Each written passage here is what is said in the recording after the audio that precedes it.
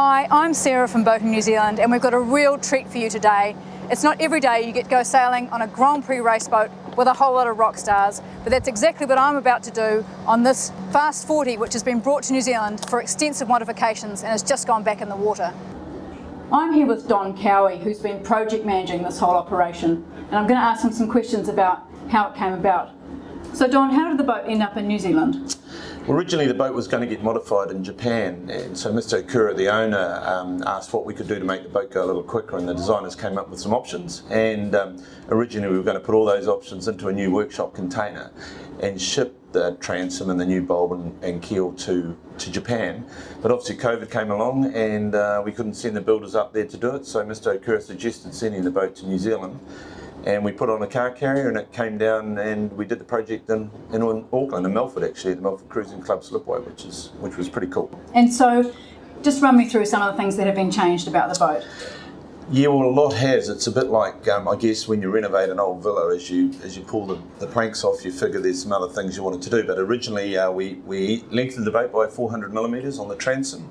It had a new fin and bulb built, a new rudder, and then it was going to get made structurally stiffer, so we put some uni carbons in the boat to make it a bit stiffer. And then as we went along, the whole thing sort of developed, and we ended up buying a new mast and a new boom and a new bowsprit and painting the whole boat and basically rebuilding all of the systems in the boat as well. So you've really brought it up to a modern standard, because when was the boat built? Yeah, it's a 2030 McConaughey boateen boat, and very stock standard with the systems on, everything was on deck, and so we just modernised it basically. So now it's like a junior TP52 with all the systems below deck and modified as best we can with what we were given sort of. Well, yeah. We've done everything in this boat, including, like I said, with Angus Small, stripping all the wiring, because the battery cables were 4 times longer than they needed to be. Yeah. So that was 3 kilos of weight that we took out with the battery cables. So it is a bit of a Kiwi advert. Yeah. Of renovating older, making older race boats hopefully successful again. In order to keep the cockpit nice and clear of ropes, a lot of the systems are run under the deck.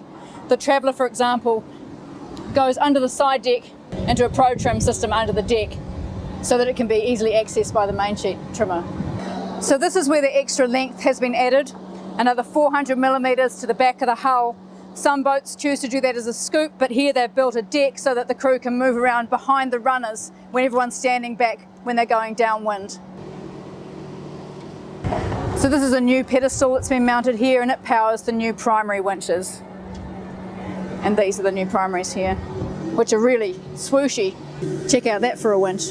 Pretty sexy. It's got a large fixed prod, and that's been lengthened as part of the renovation as well, which has meant that all the sails have to be remade. At the moment the boat has a new main, it has a new number 1 jib, and once they've settled on the geometry of that sail, they'll complete the sail wardrobe. It also has 3 new asymmetric sails made here by North Sails. So let's get out on the water then.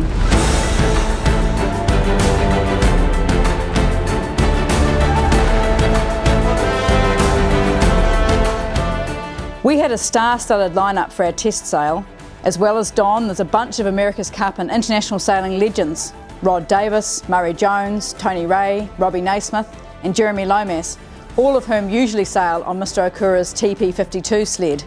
No pressure taking over the helm then. Even though the boat hasn't been back in the water long or sailed that many times in its new configuration, everything runs like clockwork. These guys are true professionals. The boat is tiller steered, which means plenty of feel and responsiveness.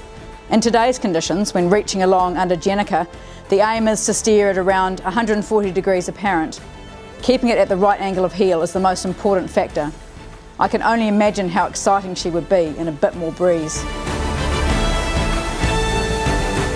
We've had Murray Jones driving and Rod Davis driving actually, and Doug DeVos, who are all 52 sailors, and they all find it really exciting. It's a little more lively than the 52, and we're really happy with the way it's going. Sled is a great showcase for New Zealand's marine industry and what you can do with a team of guys, a tent and a lot of willpower. She's now on her way back to Japan, where she'll soon be mixing it up on the racecourse and turning more than a few heads.